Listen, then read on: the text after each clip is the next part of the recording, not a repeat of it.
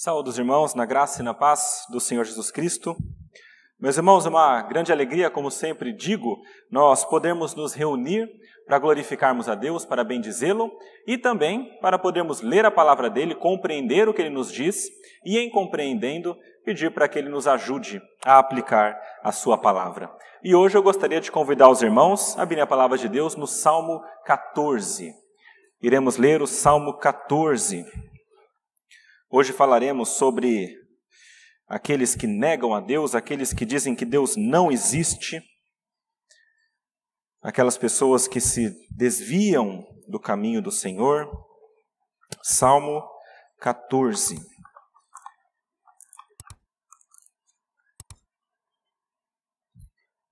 Eu vou ler nessa versão que está projetada, que é a versão que nós temos usado agora, recentemente, é a Nova Almeida atualizada.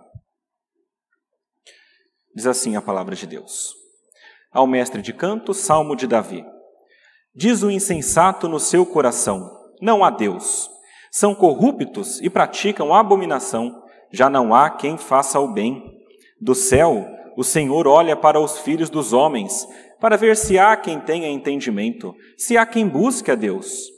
Todos se desviaram e juntamente se corromperam. Não há quem faça o bem, não há nenhum sequer. Será que não entendem nada todos esses que praticam a iniquidade, que devoram o meu povo como se comessem pão, e que não invocam o Senhor? Lá ficarão tomados de grande pavor, porque Deus está com a linhagem do justo. Vocês querem frustrar o conselho dos humildes, mas o Senhor é o refúgio deles. Quem dera que de Sião viesse já a salvação de Israel. Quando o Senhor restaurar a sorte do seu povo, Jacó exultará e Israel se encherá de alegria. Até aí, vamos orar, meus irmãos. Senhor nosso Deus, nosso Pai, nós queremos agradecer por este momento, agradecer ao Senhor pela sua palavra que nos mostra a verdade. Queremos louvá-lo, Pai, e pedir ao Senhor que pela sua graça, atuando em nossa mente, o Senhor nos ajude, não apenas a compreender a sua palavra, mas também a aplicá-la em nossas vidas. Rogamos, Pai, essas coisas, crendo no Senhor, na sua graça e no seu amor, em nome de Jesus. Amém. Meus irmãos, nós lemos este salmo, e este salmo, na realidade, é bastante difícil de saber em qual contexto está, mas nós sabemos uma coisa sobre ele. Era uma música, era um cântico, e isso porque lá no início, naquele subtítulo pequenininho, está escrito ao mestre de canto, um salmo de Davi. Era um salmo que era cantado, era uma música feita para mostrar algumas verdades. E era uma música, um coro que não era desconhecido. Na verdade, possivelmente, muitas pessoas cantavam este salmo e o povo de Deus cantou durante muito tempo, mesmo porque, se vocês olharem no Salmo 53, vocês verão que é um salmo basicamente igual a esse. O Salmo 14 e o Salmo 53 são muito parecidos, tem apenas algumas diferenças, mas isso mostra que tanto aqui no 14 quanto no 53 eram ocasiões em que essas verdades precisavam ser relembradas. É um salmo que era tão cantado que tem duas versões dele. A gente sabe que as músicas, quando são muito boas e a gente gosta muito, a gente acaba fazendo outras versões dela mesma. Eu lembro aqui sempre daquela música Tu és Santo. Quando a gente vai cantar essa música na igreja, ninguém sabe como, porque são várias versões que a gente conhece. E nesse caso aqui, é um salmo que existe duas versões dele, e ele, na verdade, é citado ainda lá em Romanos, no capítulo 3. Então, são verdades muito importantes e que o povo de Deus utilizou durante muito tempo. E hoje nós tentaremos nos aprofundar um pouquinho nessas verdades que falam sobre o ateísmo, sobre aqueles que não creem em Deus, sobre aqueles que creem em Deus e sobre como Deus lida com essas pessoas. E para iniciar, meus irmãos, a pensar nesse salmo, eu queria ler novamente o versículo 1. Diz assim a palavra de Deus. Diz o insensato no seu coração, não há Deus. São corruptos e praticam abominação. Já não há quem faça o bem. Meus irmãos, a primeira coisa que eu creio que esse salmo nos ensina é que só um louco, só alguém totalmente insensato diz não a Deus. Só uma pessoa que é totalmente insensata. Essa palavrinha que o salmista usa aqui, insensato, no hebraico é Nabal. E eu falo isso por um motivo muito simples. Existia um homem chamado Nabal na Bíblia. Lá em 1 Samuel, no capítulo 25, Nabal é citado. E esse homem chamado Nabal, ele tem algumas características dessa pessoa que é tola, que é insensata. Lá em 1 Samuel, no 25, depois vocês podem ler na casa de vocês, mas tem alguma descrição de Nabal. Eu vou ler algumas aqui. Versículo 3 fala que Nabal era o nome deste homem, e Abigail era a mulher de Nabal. Abigail era sensata e formosa, porém o homem era duro e maligno em todo o seu trato. Nabal, que era um homem tolo, insensato, ele era duro e maligno em todo o seu trato. Era um homem que era beberrão, filho de Belial também. E um homem que, pelas suas práticas, possivelmente trazia muitos problemas para a sua família e também para as questões que circundavam as suas posses.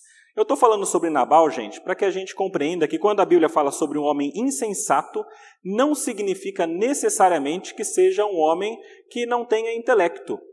Uma pessoa que não consiga compreender coisas.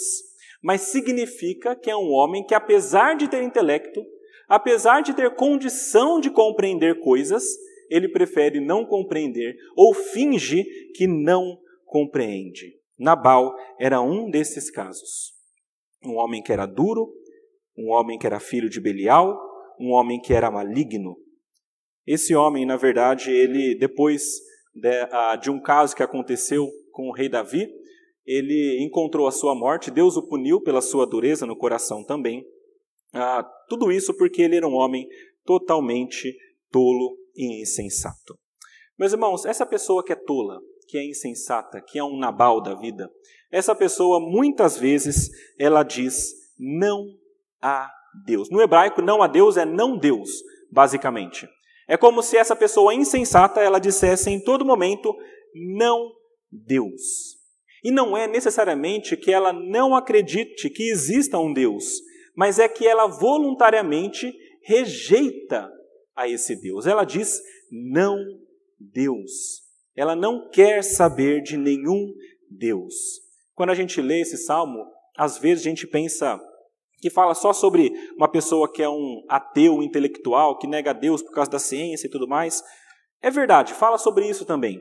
Mas aqui, mais especificamente, fala sobre uma pessoa que nega Deus porque ela não quer esse Deus na vida dela. Isso é óbvio, meus irmãos, que é impossível nós negarmos a Deus. Abre aí em Romanos, no capítulo 1. A gente vai ler uns versículos 18 até o 22, só para a gente ver que é impossível, de fato, alguém dizer honestamente que é ateu, que não acredita em Deus. Algumas pessoas dizem, mas eu temo que não seja honesto. Romanos 1, versículos 18 a 22. Diz assim a palavra de Deus. A ira de Deus se revela do céu contra toda a impiedade e perversão dos homens, que detêm a verdade pela injustiça. Porquanto o que de Deus se pode conhecer é manifesto entre eles, porque Deus lhes manifestou. Porque os atributos invisíveis de Deus, assim o seu eterno poder, como também a sua própria divindade, claramente se reconhecem desde o princípio do mundo, sendo percebidos por meio das coisas que foram criadas. Tais homens são, por isso, indesculpáveis. Porquanto, tendo conhecimento de Deus, não glorificaram como Deus, nem lhe deram graças, antes se tornaram nulos em seus próprios raciocínios, obscurecendo-se-lhes o coração insensato, inculcando-se por sábios, tornaram-se loucos. Meus irmãos, o louco da Bíblia é um insensato. É aquele homem que sabe que Deus existe, porque é impossível não saber, mas ele ainda assim nega. Meus irmãos, todos nós sabemos que Deus existe pela criação dele. Nós lemos um texto aqui, Salmo 19, que fala sobre isso. Os céus proclamam a glória de Deus. Quem olha para o céu sabe que existe algo maior e mais poderoso, e é Deus. Ele quem criou todas as coisas. E quanto mais a pessoa estuda e se aprofunda na compreensão da natureza, mais ela percebe que Deus existe. Eu tenho uma citação, duas bem interessantes aqui. Uma é daquele homem chamado Louis Pasteur, que ele foi um grande cientista, e ele diz: quanto mais eu estudo a natureza, mais me maravilho com a obra do Criador. Um cientista, um dos mais respeitados que já existiu. Por causa dele existe aquele leite pasteurizado, de tão importante que ele foi. Isaac Newton também foi. Isaac Newton falou o seguinte: a maravilhosa disposição e harmonia do universo só pode ter tido origem segundo o plano de um ser que tudo sabe e tudo pode. Isto fica sendo a minha última e mais elevada descoberta. Isaac Newton dizendo que a sua mais elevada e última descoberta é que existe um Deus por trás de tudo, que orquestrou todas as coisas e é o Criador de tudo. Meus irmãos, o conhecimento de Deus está escancarado e estampado na criação, assinado com a assinatura de Deus. Se alguém nega a Deus, não é por falta de evidência, é por pura rebeldia. Não é porque não foi convencido, mas é porque ele não quer este Deus. Em última instância, porque o seu coração está endurecido pelo engano do pecado. Eu tenho um exemplo negativo também de cientistas. Esse é chamado Richard Dawkins. Talvez vocês o conheçam como um daqueles grandes batalhadores pelo ateísmo. E ele disse o seguinte: o criacionismo, que é a ideia de que Deus criou todas as coisas, é um insulto ao intelecto. Então qualquer cientista vai querer lutar contra isso. A gente já viu que é mentira porque citamos dois aqui, maiores do que ele, que disseram que Deus de fato existe. Mas é interessante porque ele mesmo mostra para a gente que a negação de Deus é algo do coração que rejeita Deus, e não por não entender que ele pode existir. Eu vou ler mais uma citação dele. Olha o que ele disse, esse homem cientista ateísta. Ele disse: é possível que em algum tempo anterior, em algum lugar no universo, ele foi perguntado sobre a origem da vida. Olha o que ele está dizendo. Uma civilização tenha evoluído por provavelmente algum tipo de meio darwiniano a um nível muito alto de tecnologia e desenhado uma forma de vida que eles implantaram, talvez, nesse planeta. Essa é uma possibilidade. Ou seja, ele olha para a natureza, ele olha para as coisas, ele entende que é possível que haja uma vida inteligente por trás que tenha desenhado, mas para ele não pode ser Deus. Então ele prefere alienígenas. Ele diz que alienígenas, talvez, uma civilização de fora do planeta Terra, tenha evoluído tanto e desenhado uma vida que é a nossa aqui. Meus irmãos, isso tudo mostra que, na realidade, quando alguém nega Deus, é porque tem um coração que não quer a esse Deus. É por isso que é loucura dizer que não há Deus. É uma rebeldia dizer que não há Deus. E dizer que não há Deus está intimamente, meus irmãos, ligado ao pecado. Eu falei aqui de um ateísta que é um ateísta filosófico, teórico, né? Mas nós podemos ser ateus na prática. Não necessariamente professando que somos ateus, mas agindo como se fôssemos ateus, porque isso está totalmente ligado ao pecado. O texto fala que são corruptos e praticam abominação. E Nabal é um bom exemplo disso, um homem que era corrupto também, praticava abominações. E o fato é que o pecado está intimamente ligado com aquela pessoa que nega existir Deus. Isso, meus irmãos, fica muito claro quando a gente lê João. Abram a palavra de vocês aí em João, no capítulo 3. Tem um texto que eu acho muito interessante que mostra como que o homem, conscientemente, consistentemente, nega a existência de Deus ou a atuação de Deus na vida. João 3, versículos 19 e 20. É um texto que fala sobre Jesus como a luz do mundo. Então, em João 3, versículos 19 e 20, João escreve o seguinte: o julgamento é este, que a luz veio ao mundo, e os homens amaram mais as trevas do que a luz, porque as suas obras eram más. Pois todo aquele que pratica o mal aborrece a luz e não se achega para a luz, a fim de não serem arguidas as suas obras. Ou seja, quem nega a Deus, quem nega a luz, nega porque não quer que as suas obras malignas sejam demonstradas.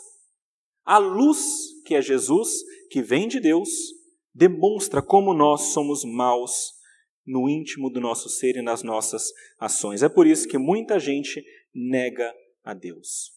Eles negam a Deus porque é impossível você viver no pecado e não negar a Deus. É impossível você viver pecando e de alguma maneira você não abstrair que Deus existe.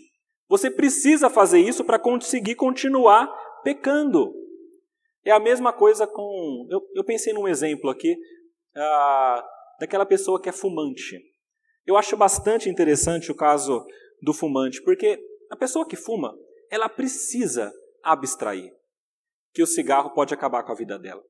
Ela precisa parar de pensar nessas coisas ruins, porque senão isso vai incomodar ela na prática dela. Uma pessoa que fuma não gosta de ouvir que o tabagismo é algo bastante perigoso para o corpo. Eu tirei até algumas informações aqui, só para efeitos de ilustração. Isso aqui está no Instituto Nacional do Câncer. Está escrito assim no site. O tabagismo constitui fator de risco para desenvolver os seguintes tipos de câncer. Olha só, leucemia, mieloide aguda, câncer de bexiga, câncer de pâncreas, câncer de fígado, câncer de colo de útero, câncer de esôfago, pâncreas, de rim, de uréter, câncer de laringe, cordas vocais, câncer de cavidade oral, boca, câncer de faringe, pescoço, câncer de estômago, câncer de cólon e reto, câncer de traqueia, brônquios e pulmão. Meus irmãos, uma pessoa que fuma não quer ouvir isso. É possível que algumas pessoas que fumam, que estão me ouvindo agora, estão sentindo raiva de mim. Porque eu estou trazendo informações que falam contra a prática. E às vezes essas informações incomodam. Porque, meus irmãos, quando a gente traz a luz para atos que nós cometemos, se nós não abstrairmos, nós iremos inevitavelmente desejar parar. A mesma coisa com o pecado. Nós cometemos pecado. Mas para cometermos, nós temos de negar a Deus. Porque se nós cometermos pecado, lembrando que Deus existe, então nós ficaremos divididos. Porque nós teremos medo de pecar, porque sabemos que Deus existe e que existe a punição no final dessa vida. Meus irmãos, quem nega a Deus, nega porque quer pecar. E aquele que peca negando a Deus, ele acaba cometendo pecados. É uma coisa bastante cíclica, mais ou menos assim. Eu preciso negar a Deus para cometer pecados, e enquanto mais eu nego a Deus, mais eu cometo pecados. E essa coisa acontece com aquelas pessoas que negam a Deus. Abra em Romanos no capítulo 1, para a gente ver isso acontecendo claramente. Romanos capítulo 1, versículo 24. Romanos 1, versículo 24 fala assim: Por isso, Deus entregou tais homens à imundícia, pelas concupiscências de seu próprio coração, para desonrarem o seu corpo entre si. Esse texto está logo depois daquele que fala que eles, conhecendo a verdade, rejeitaram a verdade da existência de Deus, sabendo que Deus existe. E no versículo 28, veja lá, diz assim: Por haverem desprezado o conhecimento de Deus, o próprio Deus os entregou a uma disposição mental reprovável, para praticarem coisas inconvenientes. E se você continuar lendo, ainda tem mais um monte de coisa que ele fala sobre essas pessoas que negam a existência de Deus, ou negam adorar a este Deus verdadeiro. Meus irmãos, aquelas pessoas que negam a Deus, negam para cometer pecados, mesmo que seja inconscientemente, às vezes nem percebem que é isso. Às vezes é uma coisa que é difícil de perceber, mas é a realidade. Nós negamos porque nós não suportamos a luz mostrando a nossa vida pecaminosa diante de Deus. Esses são ateus, meus irmãos, intelectuais e práticos. Podem negar com a boca, intelectual, ou ele pode negar com os atos, que é aquele ateu na prática. É por isso que o salmista diz: já não há quem faça o bem. É bem interessante isso aqui, meus irmãos, porque no início o salmista fala o seguinte: o insensato no seu coração diz que não há Deus. E agora o salmista fala que o que não há, na verdade a palavra é a mesma, não há, é aquele que faz o bem. Então Deus existe, Ele está lá. Mas o que não existe é uma pessoa que faça o que é correto. Porque essa pessoa então reconheceria a existência de Deus. Meus irmãos, o louco diz não, Deus, por pura rebeldia. E a pergunta para você agora, que está aqui, que também está na sua casa. Será que você tem vivido assim? Será que você, em algum momento da sua vida, tem negado a Deus? Seja por qualquer motivo que for. Nunca é tarde, meus irmãos, para nós mudarmos, enquanto temos vida. A palavra diz para buscarmos ao Senhor enquanto nós podemos achá-lo. Busque ao Senhor, pare de negar a Deus. Quanto mais você negar, mais você se afunda no pecado, mais difícil é de você retornar e ser encontrado novamente para a vida eterna. Primeira coisa, então, meus irmãos, somente um louco nega a Deus. A segunda coisa que o texto nos ensina é que o sábio, pelo contrário, diferente do insensato, ele diz corandeu. Corandeu é uma palavra em latim que diz diante da face de Deus. Então é como se o insensato negasse Deus, mas o sábio diz, não, Deus está aqui e eu quero viver diante da face dele. Versículo 2, veja o que diz ali. Do céu o Senhor olha para os filhos dos homens, para ver se há quem tenha entendimento, se há quem busque a Deus. Meus irmãos, já ouviram aquela expressão de gênio e de louco? Todo mundo tem um pouco? Eu queria tirar a parte do gênio, pensar só no louco. De louco, todo mundo tem um pouco. Por que eu estou falando isso, meus irmãos? A verdade é que não só esses homens, no extremo da loucura e da insensatez, negam a Deus, mas é que cada um de nós, em algum momento da vida, também negamos a Deus. Por isso que cada um de nós, em algum momento da vida, também nos comportamos como o louco. A palavra diz que o Senhor, Yahvé, olha do céu, ele se inclina para ver. Nós lemos isso no Salmo 113 aqui, quando Deus se inclina para ver o que acontece na terra. E os filhos dos homens, ele começa a observar essas pessoas, que é uma expressão para se dirigir à população humana como um todo, no genérico, não apenas um grupo, mas o filho do homem, todos estes filhos de Adão. E ele olha para lá para ver se existe alguém que entenda. Deus, então, está no seu trono, ele olha para baixo, vendo que o homem diz que não há Deus, e ele procura para ver se existe alguém que entenda. Alguém que entenda é o oposto do insensato. O insensato no hebraico é o Nabal, agora esse aqui é o Sacal. Sacal é aquela pessoa que é sábia, que é prudente. Ele está olhando na terra para ver se existe alguém que é prudente. Ele chega a uma conclusão que, na verdade, não existe. Mas o sábio, aquele que entende, é aquela pessoa que busca a Deus. É interessante porque o versículo que a gente leu, isso fica bem claro em um paralelo. Diz assim, para ver se há quem tenha entendimento, e aí logo em seguida, se há quem busque a Deus. Ou seja, aquela pessoa que tem entendimento, o sábio, é aquela pessoa que busca a Deus, diferentemente do insensato. E a palavra de Deus deixa isso muito claro. Não só que o sábio busca a Deus, mas que o sábio teme a Deus. Eu queria ler com vocês 3 versículos que mostram isso. O primeiro está lá em Provérbios, capítulo 15, versículo 33. Muitos irmãos conhecem esse. Provérbios 15, 33. Diz assim a palavra de Deus. O temor do Senhor é a instrução da sabedoria, e a humildade precede a honra. O temor do Senhor é a instrução da sabedoria. Somente aquele que teme a Deus tem sabedoria. Salmo 110, 10 fala assim, o temor do Senhor é o princípio da sabedoria. Revelam prudência todos os que o praticam. Todo aquele que pratica o temor ao Senhor revela que é prudente, que não é o insensato. E o último versículo, Provérbios 1, versículo 7, fala, o temor do Senhor é o princípio do saber. Mas os loucos, veja falar louco de novo aqui, os loucos desprezam a sabedoria e o ensino. Meus irmãos, os loucos, os insensatos, dizem que não há Deus, ou não para Deus, para não temerem mais a esse Deus, pensando que ele não existe. Mas aquele que é sábio, ele vive contando que esse Deus existe. E isso é bom para ele. Por isso que eu falei da palavra corandeu. A palavra corandeu foi muito utilizado pelos reformadores para dizer que eles estão sempre vivendo diante da face de Deus. Meus irmãos, é muito diferente quando nós fazemos alguma coisa e não tem ninguém olhando, e quando fazemos alguma coisa e tem alguém olhando. É por isso que as pessoas muitas vezes não cometem pecados em público, porque elas têm vergonha.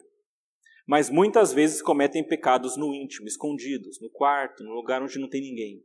Porque nesse local ela pensa, não tem ninguém olhando. Os reformadores criaram essa expressão para deixar muito claro. Em qualquer lugar que você esteja, em qualquer momento, sempre você está diante da face de Deus. É por isso que os sábios sempre vivem corandeu. R.C. Sproul foi um grande teólogo e ele escreveu o seguinte: viver corandeu é viver a vida inteira na presença de Deus, sob a autoridade de Deus e para a glória de Deus. Enquanto o insensato brada não a Deus, o sábio exclama corandeu. E nós precisamos, meus irmãos, ser como este sábio, dizermos que nós estamos diante da face de Deus. Mas infelizmente parece que no mundo, pela visão do Salmo, não há nenhum sábio. Versículo 3, veja o que está escrito, meus irmãos. Versículo 3 do Salmo 14. Diz assim: enquanto Deus olha para todo o povo, fica claro uma coisa: todos se desviaram e juntamente se corromperam. Não há quem faça o bem, não há nenhum sequer. Talvez até aqui você tenha pensado um pouquinho, graças a Deus que eu não sou esse insensato porque eu estou no povo de Deus. Mas quando a gente lê esse versículo 3, parece que não é bem assim. Parece que a gente é contado entre os insensatos.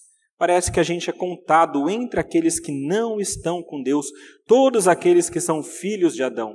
O texto mostra que esse correr de Deus, sair de perto de Deus, negar a Deus, cometer pecados, é uma coisa que acontece em grupo. Ele fala todos e juntamente. Parece que a humanidade toda combinou para fugir de Deus. E toda a humanidade faz isso e ela se corrompe mutuamente. É um arrastando o outro para o buraco. É por isso que a gente diz que o mundo é uma das maneiras como o mal atrai a gente. Porque o mundo é a união de pessoas que caminha para o mal e que a si mesma se destrói, que a si mesma se leva para o buraco. Meus irmãos, essa, se vocês não perceberam, é uma figura muito clara da depravação total do homem. Nós cremos que todos pecaram e todos carecem da glória de Deus.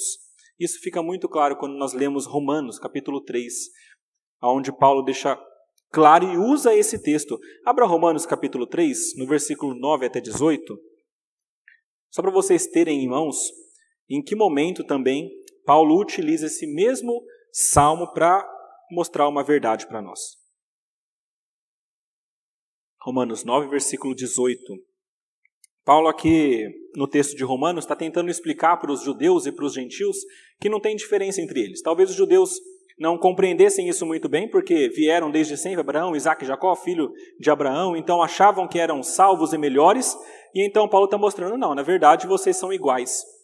Tanto vocês judeus, quanto vocês gentios, os dois grupos são pecadores. Versículo 9 do capítulo 3 de Romanos fala assim: que se conclui? Temos nós qualquer vantagem, falando dos judeus? Não, de forma nenhuma, pois já temos demonstrado que todos, tanto judeus como gregos, estão debaixo do pecado. Como está escrito, olha o Salmo 14 aí: não há justo nenhum sequer, não há quem entenda, não há quem busque a Deus, todos se extraviaram, a uma se fizeram inúteis, não há quem faça o bem, não há nenhum sequer. E aí ele ainda coloca outros dizeres: a garganta deles é sepulcro aberto, com a língua urdem em engano, veneno de víbora está nos seus lábios, a boca eles têm cheia de maldição e de amargura, são os seus pés velozes para derramar sangue, nos seus caminhos há destruição e miséria, desconheceram o caminho da paz, e não há temor, veja, não há temor de Deus diante de seus olhos. Meus irmãos, todos são pecadores, porque não há temor de Deus diante dos seus olhos. Pense, por exemplo, em Sodoma e Gomorra. Meus irmãos, antes de Deus destruir Sodoma e Gomorra, Abraão fez um apelo para Deus. Ele diz: Deus, por favor, se tiver 50 pessoas que sejam justas lá, o Senhor não pode não destruir a cidade? Deus fala: é claro, não destrua se tiver 50. E se tiver 40? Pode. E se tiver 30? Desculpa a ousadia, Senhor. Se tiver 20? Se tiver 10, o Senhor destrói? Não, por favor. E Deus fala: ok, se tiver 10 pessoas lá que sejam justas, eu não vou destruir. E a gente conhece a história. Deus destruiu. Porque não havia nem 10 pessoas justas em uma cidade muito grande e desenvolvida. Meus irmãos, a verdade é que nós todos somos insensatos. Em algum momento da vida, nós todos somos pecadores. Se você já cometeu pecado, significa que você, assim como o insensato, já disse: não, Deus. Meus irmãos, esse ponto aqui é seríssimo. Porque significa que ninguém escapa de ser uma pessoa que nega a Deus. E nós fazemos isso e nós nos enganamos. Nós somos os reis do auto-engano. A gente consegue traçar maneiras de enganar o nosso próprio coração para a gente achar que a gente não está pecando. Então a gente, de alguma maneira, se convence de que Deus ou não está vendo, ou não vai se importar, ou depois Ele perdoa, está tudo bem. De alguma maneira a gente vai tentar ludibriar a nossa mente para a gente cometer pecados sem sentir o peso da culpa, negando que algum dia nós seremos julgados. É dizer não, Deus, como o insensato faz. Quando a nossa consciência, movida pelo Espírito Santo, mostra para a gente que está errado, muitas vezes a gente diz não, Deus. Todas as vezes que você comete um pecado e você sabe que está errado e você continua, é porque você está agindo como esse insensato, como esse louco, dizendo não a Deus. Isso é rejeitar a boa consciência de Deus. 1 Timóteo capítulo 1, versículo 18 e 19, Paulo mostra o que acontece com aqueles que rejeitam a boa consciência. Ele fala sobre falsos mestres, mas se aplica a todos. Combate firmado nelas o bom combate da fé, mantendo a fé e boa consciência. Porquanto alguns, tendo rejeitado a boa consciência, vieram a naufragar na fé. Rejeitar a consciência que Deus nos dá por meio do Espírito Santo, dizendo não, Deus, é o primeiro passo para nós naufragarmos na fé e nos perdermos de Deus. E nós fazemos isso corriqueiramente. E quanto mais nós negamos a Deus, mais nós nos afundamos em auto-engano. Efésios capítulo 4. Eu vou pedir para você abrir a palavra. Efésios 4, 17. Eu peço para abrir porque esse daqui é um outro texto que é muito importante vocês terem acesso. Efésios 4, versículo 17 até 19.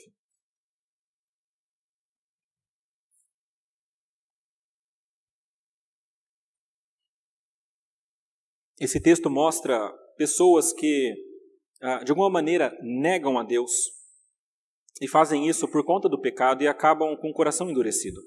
Fala assim: isto, portanto, digo e no Senhor testifico, que não mais andeis como também andam os gentios, na vaidade dos seus próprios pensamentos, pensamentos vazios, vaidosos, que enganam também, obscurecidos de entendimento, alheios à vida de Deus por causa da ignorância em que vivem, pela dureza do seu coração, os quais, tendo se tornado insensíveis, se entregam à dissolução para, com avidez, com vontade, cometerem toda sorte de impureza.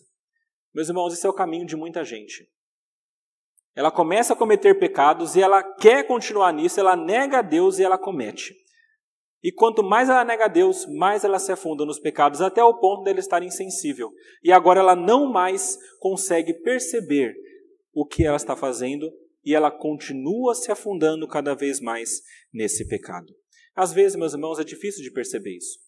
Como que acontece o endurecimento, como que nós negamos a Deus. É por isso que é sempre importante você pedir a Deus para que Deus te ilumine, te ajude a compreender o seu coração, te ajude a compreender a sua mente e te mostre em que momentos, em que Em que pecados você se engana e você nega ao Senhor? Meu irmão, você, nessa vida ainda, até você ser levado, você ainda vai ser tentado em muitas áreas da sua vida, em diversos momentos da sua vida. Satanás vai te tentar, vai usar a carne, vai usar o mundo, e você vai ser tentado a negar a Deus. E é nessas horas que você vai dizer, ou não Deus, como o insensato, ou corandeu, diante da face de Deus, e vai viver diante da face de Deus como aquele que é sábio. Segunda lição que o Salmo nos ensina é que os sábios vivem diante da face de Deus. Corandeu, e eles se alegram nisso, porque Deus está com eles. A terceira lição que o Salmo nos ensina, meus irmãos, é que Deus é justo e misericordioso. Versículo 4 diz o seguinte: será que não entendem nada todos esses que praticam a iniquidade, que devoram o meu povo como se comessem pão e que não invocam o Senhor? Meus irmãos, depois de confirmar que todos estão corrompidos, Deus declara uma coisa. Ele faz uma pergunta retórica. Será que não entendem? Será que eles não sabem? É retórico porque nós já vimos que eles sabem que Deus existe, eles sabem disso, mas ainda assim eles preferem negar. Esses homens que negam, eles praticam a iniquidade, então fazem coisas terríveis. Deus procura aquele que faz o bem, mas encontra aqueles que fazem o mal. E aqui parece que o Salmo volta a pensar naquele pior insensato, aquele que nega a Deus e que busca inclusive perseguir o povo de Deus, e diz que estes devoram o meu povo como se comessem pão.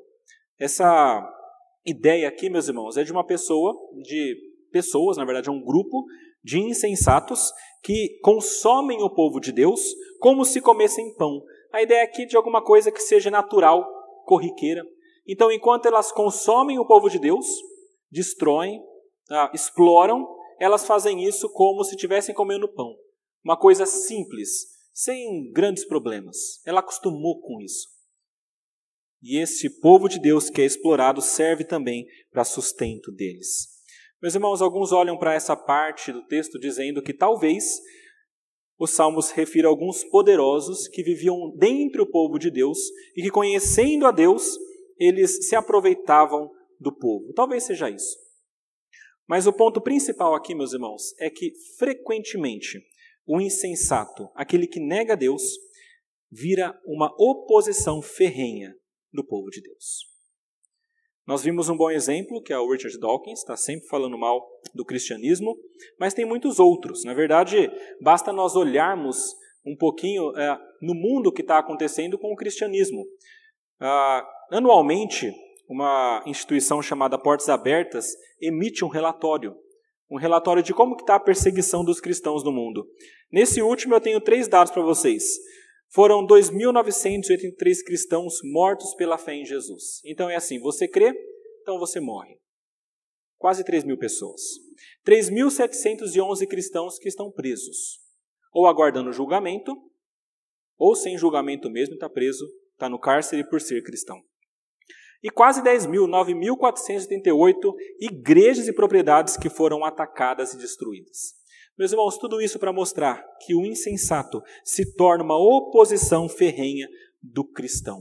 E o motivo é simples. A palavra diz que nós somos luz do mundo. E nós já vimos que o insensato não gosta da luz. Quanto mais o cristianismo se espalha, quanto mais cristãos brilham à luz do Evangelho, mais isso incomoda o insensato. E mais o insensato vai revidar. A luz, meus irmãos, da palavra de Deus incomoda porque mostra o pecado das pessoas. Enquanto eles dizem não Deus, a luz mostra sim, Deus está aqui e está vendo cada coisa que está acontecendo. E isso é uma coisa que traz terríveis dificuldades para o povo de Deus. E o texto continua dizendo que eles não invocam a Yahvé. A conclusão, meus irmãos, do versículo 4 é muito clara. Essas pessoas não são de Deus, não buscam a Deus e não invocam a Deus. E fica mais claro ainda no versículo 6, veja lá o que está escrito. Vocês querem frustrar o conselho dos humildes, mas o Senhor é refúgio deles. Essa palavrinha aí, frustrar, ela pode também ser traduzida como envergonhar ou até fazer gozação.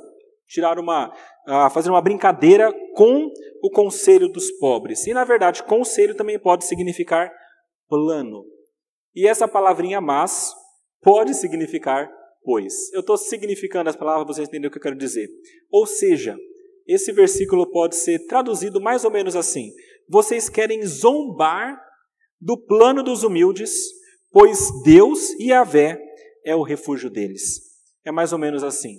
Muitas vezes, nós, que somos cristãos, declaramos e confiamos que Deus é o nosso refúgio.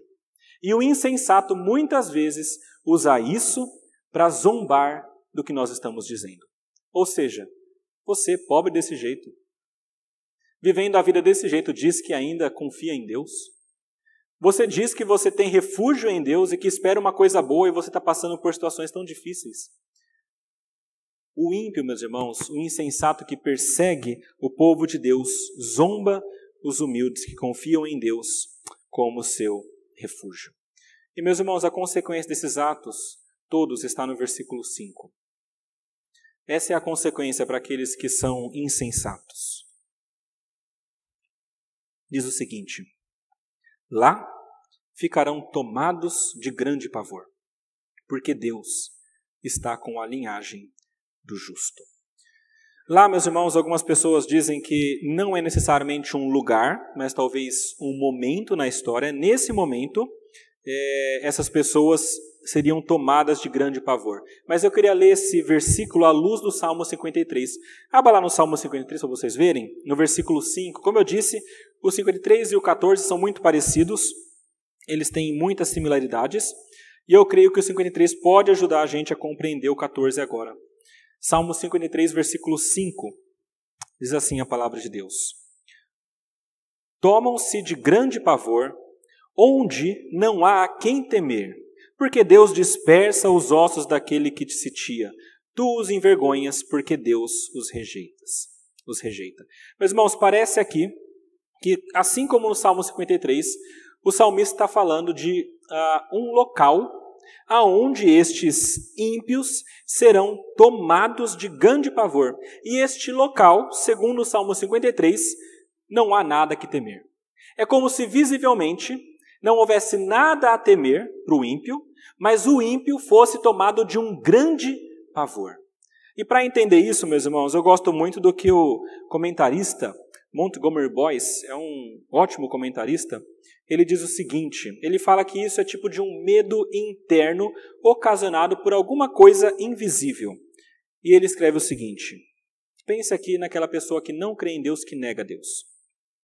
Ninguém está ameaçando essas pessoas descrentes. Elas parecem seguras, como os perversos muitas vezes parecem.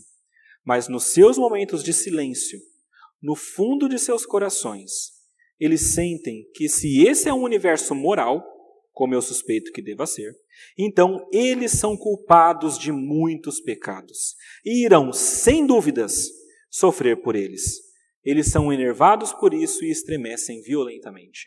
Ou seja, eles vivem a vida como eles querem, negando a Deus, mas momento de silêncio, onde não há nada a temer, eles pensam que talvez esse seja um mundo moral. E talvez Deus de fato exista. E se isso é verdade, então eu não vou conseguir escapar do julgamento. E este é o grande temor e tremor dessas pessoas. Mesmo sem nada visível, eles ainda assim temem. E de fato, meus irmãos, a palavra mostra que isso vai acontecer. Deus vai trazer justiça. No versículo 2 está dizendo que Deus se inclina e olha para baixo. E isso me lembra de dois momentos na Bíblia. O momento primeiro é o de Noé, lá em Gênesis no capítulo 6, quando Deus olha para o povo e vê que não tem nenhum que seja justo, mas todos eles têm o coração que desejam o mal. O resultado disso nós sabemos, o dilúvio. Deus destrói todo aquele povo e destrói toda a terra por causa disso. A mesma coisa acontece na Torre de Babel. É muito interessante, porque a palavra diz que Deus olha para baixo, vê o homem na sua arrogância construindo uma torre para chegar até os céus, achando que vai fazer qualquer coisa, e então Deus, trazendo algum tipo de julgamento, embaralha as línguas. A mesma figura é usada aqui.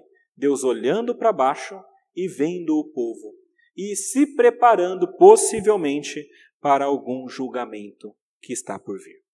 Deus julgará os insensatos que o negam, porque ele está com a linhagem dos justos, o texto nos diz. E até aqui, meus irmãos, talvez você esteja carregando uma dúvida na sua mente. Eu carreguei essa dúvida enquanto eu estudava o texto, que é mais ou menos assim, ok, se Deus olha para a terra e para todos os filhos de Adão e vê que não tem nenhum que faça o bem, não tem nenhum justo, nenhum sequer, como é que Deus tem um povo e como é que tem essa geração dos justos? Como que isso se encaixa? Qual que é a ideia aqui, meus irmãos? Meus irmãos, eu creio que as duas coisas são verdades. Tanto o fato de que não há nenhum que seja justo, quanto o fato de que Deus tem um povo dele que ele chama de justo. Mas isso tem uma pegadinha, é claro, que nós ficamos sabendo no Novo Testamento muito claramente. Lá em Romanos 3, nós lemos um pouquinho de Romanos 3 já. A verdade é que, meus irmãos, considerando o que Paulo escreve no Novo Testamento, o entendimento é de que não há de fato nenhum justo, nenhum sequer, nem hoje e nem naquele tempo. Judeus e gentios, todos são igualmente pecadores. Mas, Romanos capítulo 3, versículo 21 até versículo 26 fala assim: Mas agora, sem lei, se manifestou a justiça de Deus, testemunhada pela lei e pelos profetas. Justiça de Deus mediante a fé em Jesus Cristo, para todos e sobre todos os que creem. Porque não há distinção, pois todos pecaram e carecem da glória de Deus, sendo justificados gratuitamente por sua graça, mediante a redenção que há em Cristo Jesus, a quem Deus propôs no seu sangue como propiciação, mediante a fé, para manifestar a sua justiça, por ter Deus, na sua tolerância, deixado impunes os pecados anteriormente cometidos, tendo em vista a manifestação da sua justiça no tempo presente, para ele mesmo ser justo e o justificador daqueles que têm fé em Jesus. Ou seja, todos são pecadores. Todos se extraviaram. Todos nós negamos a Deus. Mas Deus, pela sua misericórdia, enviou Cristo Jesus. Jesus, quando morre naquela cruz, o seu sangue é derramado, ele paga os nossos pecados, ele purifica os nossos pecados. E agora nós que não éramos justos, podemos ser chamados de justos. Não pelo que nós fazemos, mas pelo que Jesus fez por nós.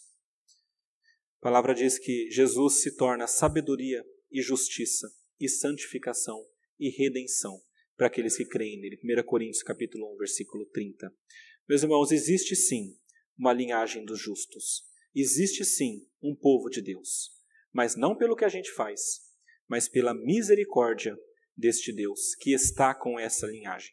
É por isso que no versículo 7, o salmista termina: Quem dera que de Sião viesse já a salvação de Israel. Quando o Senhor restaurar a sorte do seu povo, Jacó exultará e Israel se encherá de alegria. Versículo 7, meus irmãos, é uma declaração de confiança do salmista.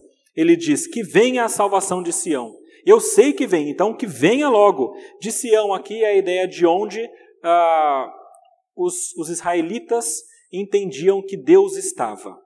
É onde também estava a cidade de Jerusalém, é onde no Antigo Testamento as pessoas se viravam para orar. É muito interessante, lá em Daniel, fica muito claro isso. Daniel estava em cativeiro, e aí diz a palavra de Deus que ele saía na janela, olhava para Jerusalém, que é onde estava Sião, e orava. Por quê? Porque ele entendia que é de Sião que vem o auxílio, que vem a ajuda. Também o Salmo 121, a gente conhece. Elevo meus olhos para o monte e me pergunto, de onde que me vem o socorro? O socorro vem do Senhor que fez os céus e a terra. Mas eu olho para o monte. O Monte Sião é um lugar utilizado para demonstrar a presença de Deus. E a palavra diz que deste Monte Sião, então viria a salvação. E ele diz que este Senhor iria restaurar. Meus irmãos, nós sabemos que a salvação já veio. Chamado Jesus, chamado Emanuel.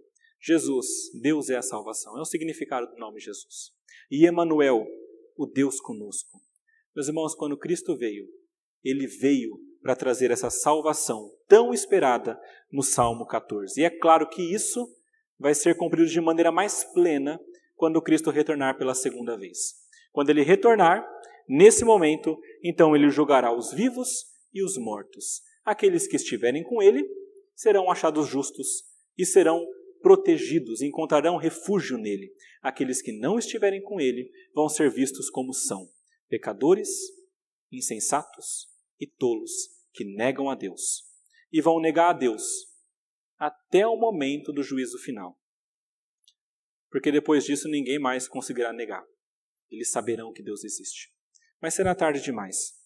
Como dizem, no inferno não tem nenhum ateu, porque todo mundo ali teme muito a Deus. Meus irmãos, eu queria só terminar com algumas palavras finais, 3 palavras finais. Primeira, não seja um ateu prático. Eu sei que a maioria aqui não é um ateu teórico ou filosófico, porque vocês estão na igreja. Mas não seja um ateu prático.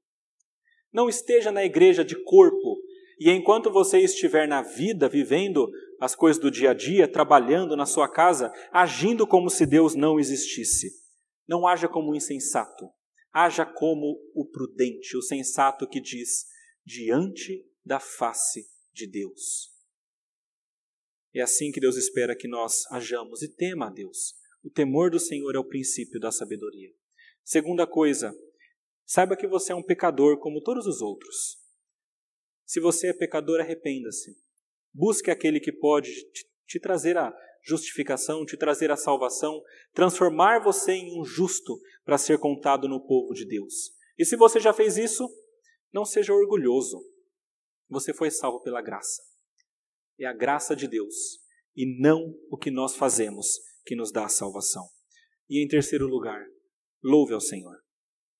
Meus irmãos, mesmo nós não merecendo, Ele nos salvou. E isso foi pela graça dEle. Viva para Ele. Viva diante da face dEle. Glorifique o tempo todo. Se lembre que Ele está perto de você o tempo todo. E que isso nos ajude a termos uma vida diante da face dEle. E que é uma vida santa diante de Deus. Sabendo que Ele nos comprou por sangue. Vamos orar. Senhor, nosso Deus, nosso Pai, nós nos elevamos ao Senhor em oração nesse momento, Pai. Gratos ao Senhor pela sua palavra, que nos mostra como é a vida daquele que é o insensato e daquele que é prudente. Pedimos, Senhor, que o Senhor nos ajude a não sermos como o tolo, como aquele que nega Deus, mas que sejamos, Pai, contados entre o teu povo como a pessoa que é prudente, aquela que confia no Senhor, aquela que sabe que o Senhor existe e coloca a vida e a confiança nas tuas mãos. Pedimos, Pai, ajuda o seu povo nesse sentido. Dá-nos cada vez mais fé, confirma, Pai, cada vez mais a nossa fé.